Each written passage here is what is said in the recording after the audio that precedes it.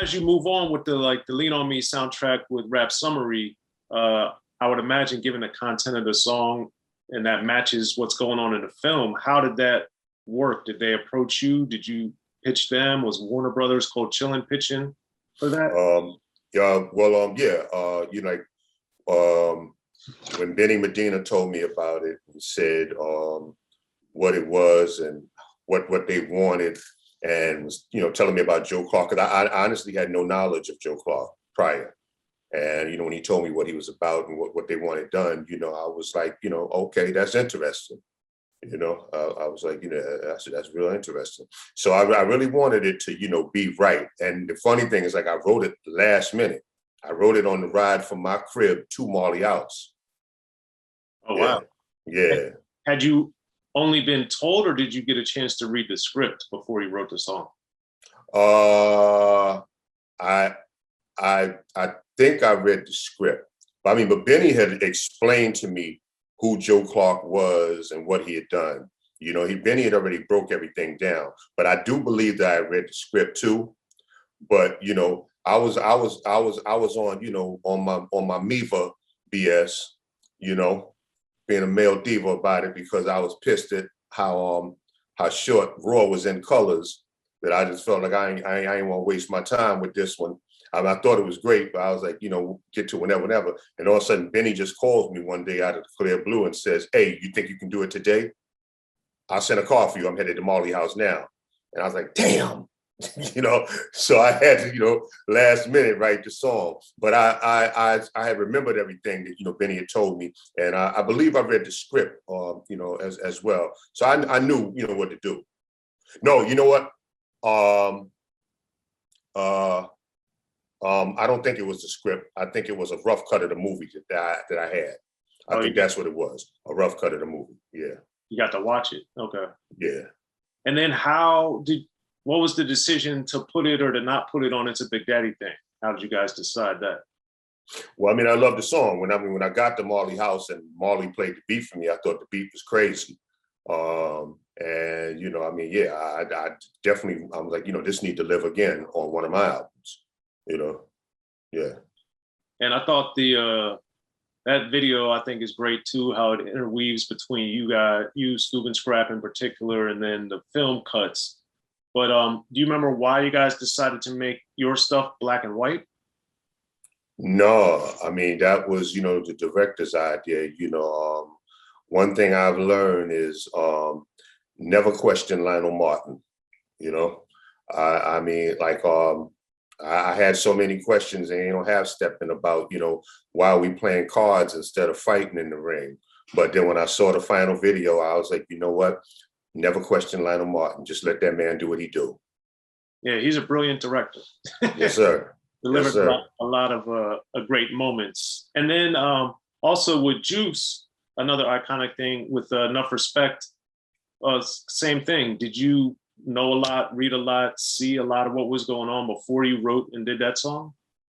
No, actually, I didn't see any of the movie. It was I was in LA filming something, I can't remember, and Hank Shockley, had been calling me religiously about this song, and I was like, all right, we're gonna make it happen. And then when he found out, that I was coming back to New York, we talked, and I said, yeah, I'll be back, tonight. I came home and Hank Shockley was sitting in my driveway. So I put my bags down, jumped in his truck, and we went to Long Island and did the song, but I hadn't seen anything about the movie. Yeah. Oh, wow. Yeah. Okay.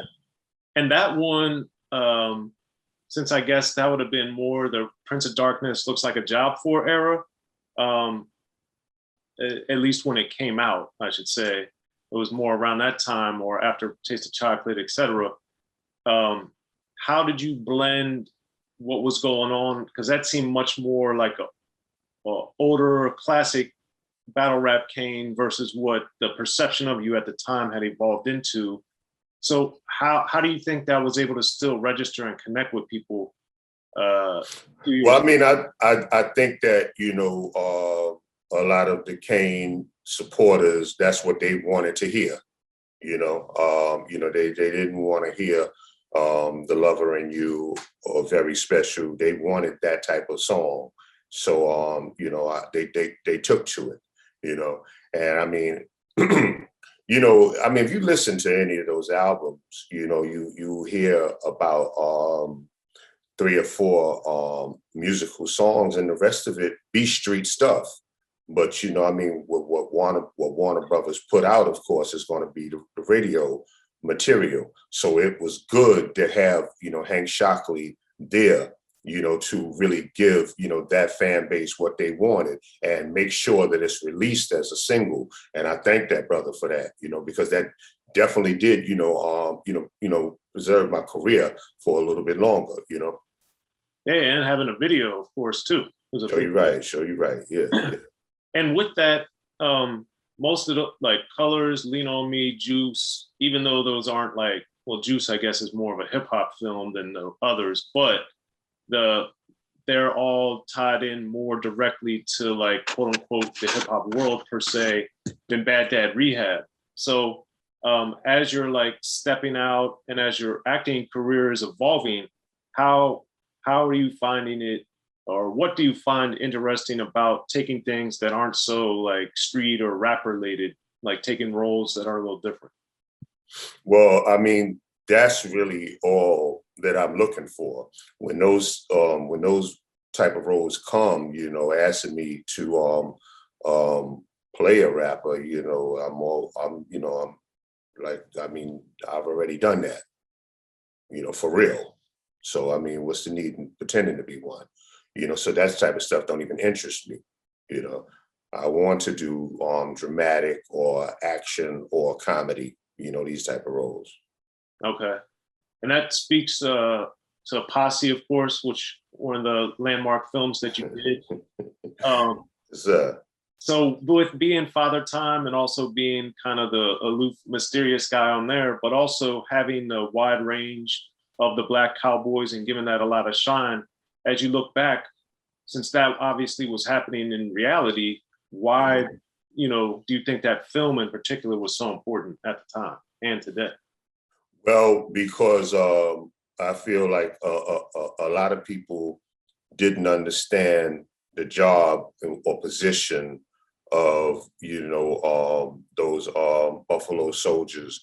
And, I think that Mario did a great job of showing, what they went through, just even that beginning piece, what they went through, and then going into the film, showing how Black settlers were in the West. I think he did a great job capturing it, and it was something that needed to be seen, Absolutely.